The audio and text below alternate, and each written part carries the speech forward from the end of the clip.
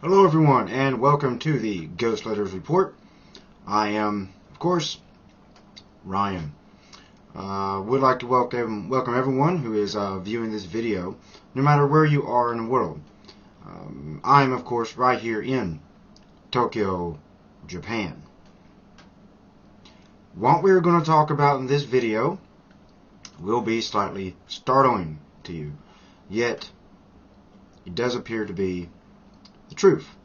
Now, as time goes along, more and more information about the actual ins and outs of the Fukushima nuclear power plant becomes available.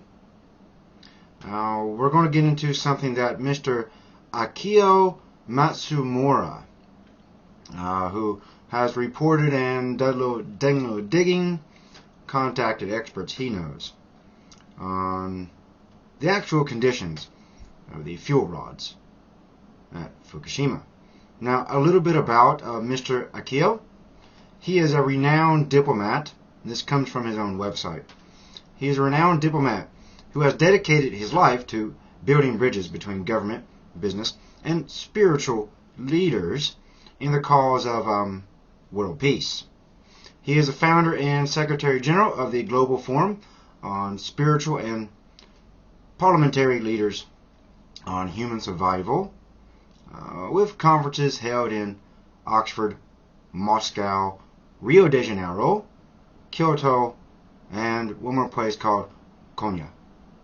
Because that's a little bit about Mr. Matsumura.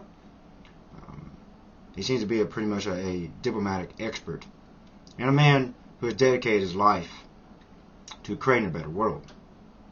Now, the first thing that came to Mr. Akio Matsumura's attention was something that the let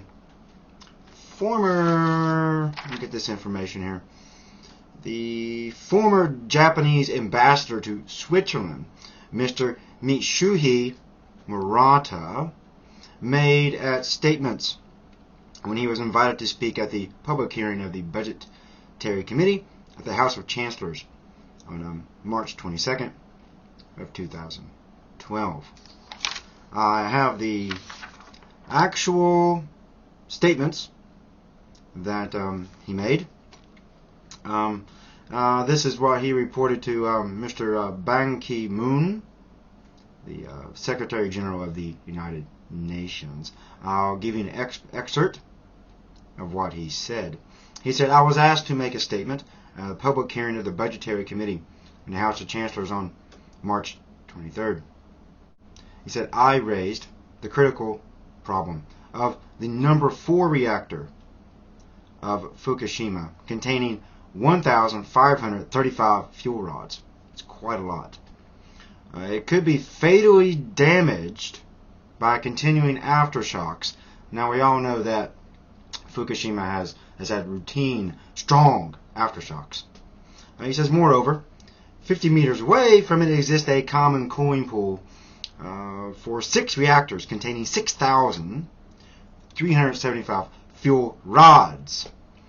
He goes on to say, "It is no exaggeration to say the fate of Japan and the whole of the world depends on the number 4 reactor." Now, he says the fate of the whole world.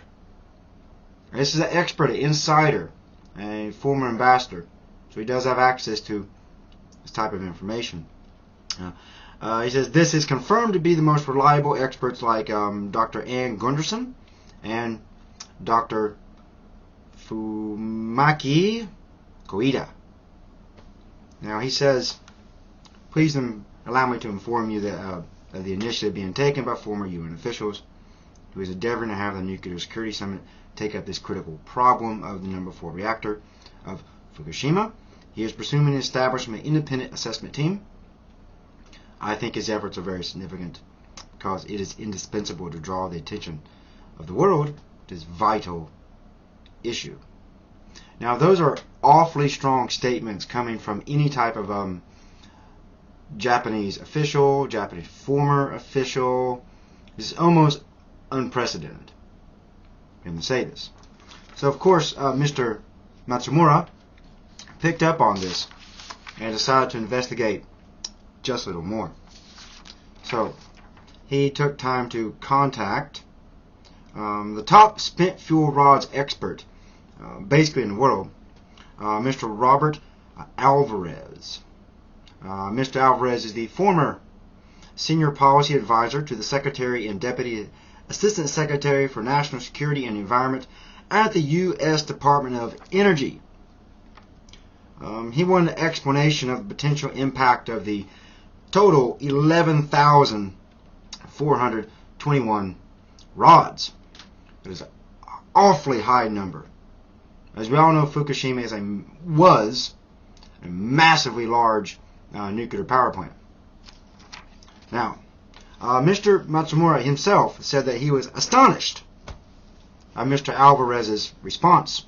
I'll read you a little bit of Mr. Alvarez's response to Mr. Matsumura to just get a feel of just how serious this is, to back up the claims made by the former Swiss ambassador of Japan.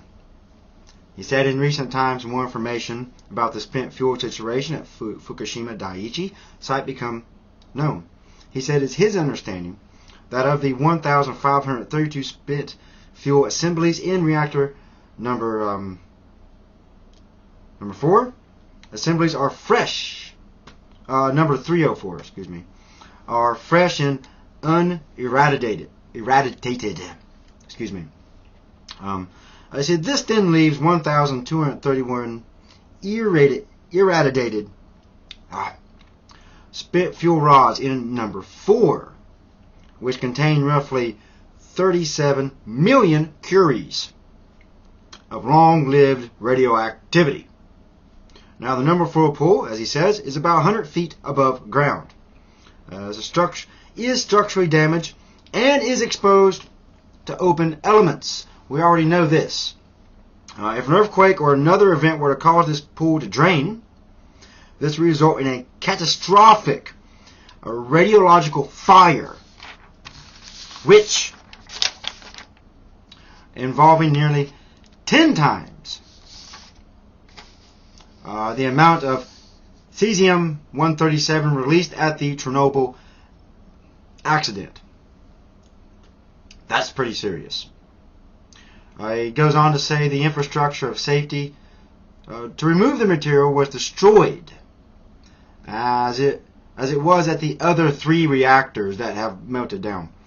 Spent reactor fuel cannot be simply lifted into the air by a crane as if it were routine cargo. So you can't just pull them up, take them out.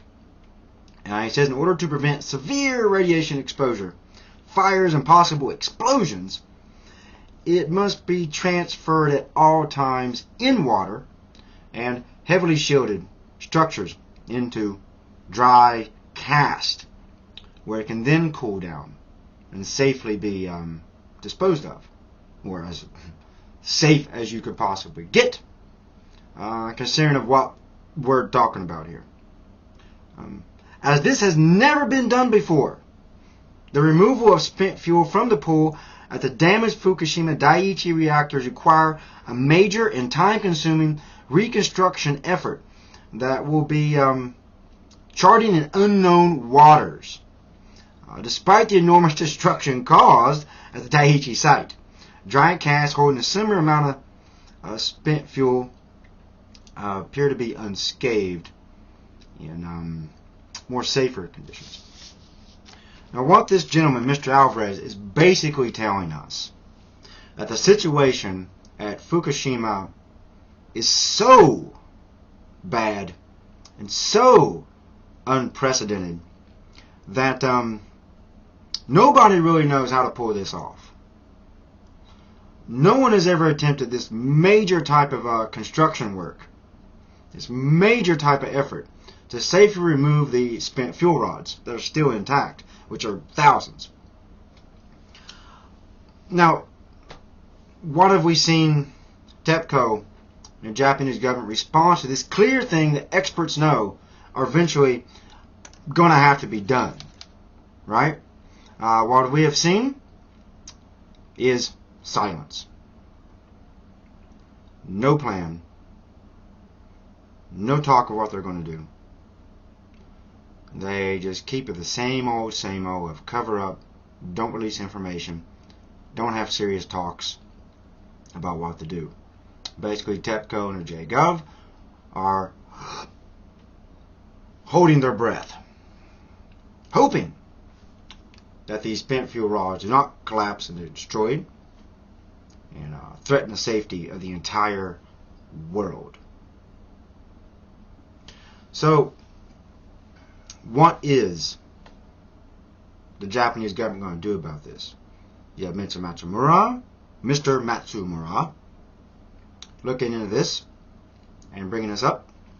We have a representative from the U.S. Department of Energy being very frank about the situation. And then we have the Japanese government being completely silent. So this begs the question, is the Japanese government even discussing what to do? Or are they following the same political process that caused Fukushima to be so subpar in its safety standards that it could not withstand major earthquakes and major tsunamis and was not ready to handle this? And why every fail-safe that was supposed to prevent this failed? We know why it failed. It failed because of cronyism, corruption, TEPCO basically taking over the Japanese Nuclear Regulatory Agency by putting former employees into positions within the government. So we have total silence on this. This is a serious issue. You know, when I first read this and what Mr. Alvarez said, even I was taken aback by this, and I've been following this story very closely for obvious reasons because I'm right in this country, here in Japan. So when I read things like this, it affects me a bit more strongly than it would someone who is not living here right now. Again, when I have Mr. Alvarez saying things like this is unknown waters, this is unprecedented, time-consuming reconstruction effort, all that brings up images in my head of the liquidators at Chernobyl and what they had to do. That was unprecedented construction, and that was time-consuming. And even today, you know, the liquidators, many of them are dead, extremely sick, ill and suffering. Their children are suffering. Their children have had defects and problems, health concerns. And these men gave their lives for this. So, another question we could ask is the workers at Fukushima currently, what are they working for? What are they working on? What type of cleanup is being done there? Very little information about what's being done. Are the people who are sacrificing their future and their lives to try to, quote-unquote, contain the Fukushima disaster, what are they sacrificing their lives for? If this type of effort is not already in the works and already being planned and carried out now, then the workers at Fukushima may very well be literally throwing their lives away for nothing. And these are important questions to ask. These are important questions to bring up. Now, even me as an independent journalist, I think expressing these ideas and opinions may very well be completely valid. Asking these type of questions, bringing up these type of points. So that's what I want to report on with this video and bring to light this type of information just to show you how far behind the Japanese government is getting on dealing with this, and just how deadly serious this is. It's not just going to affect Japan. If those rods collapse, it's going to affect the entire planet. The whole future of humanity could possibly be put in great risk and danger. So, that's all we have for you for this report, okay? So I just want to remind everyone that the Ghost Layers Report does now have a Facebook page. I'll put a link that you can see here. You can put that in your copy that, put it in your browser. Please like that page, as we'll be posting all videos there, plus other updates and exclusive things that you can't see here by simply watching the YouTube channel. So I want to thank everyone for watching this video. Please comment, please rate, please give a like, please share. Almost all my videos are Creative Commons, so as we say on YouTube, remix away all you want. Alright? Until next time, guys, it's me, Ryan, coming to you from Tokyo, Japan.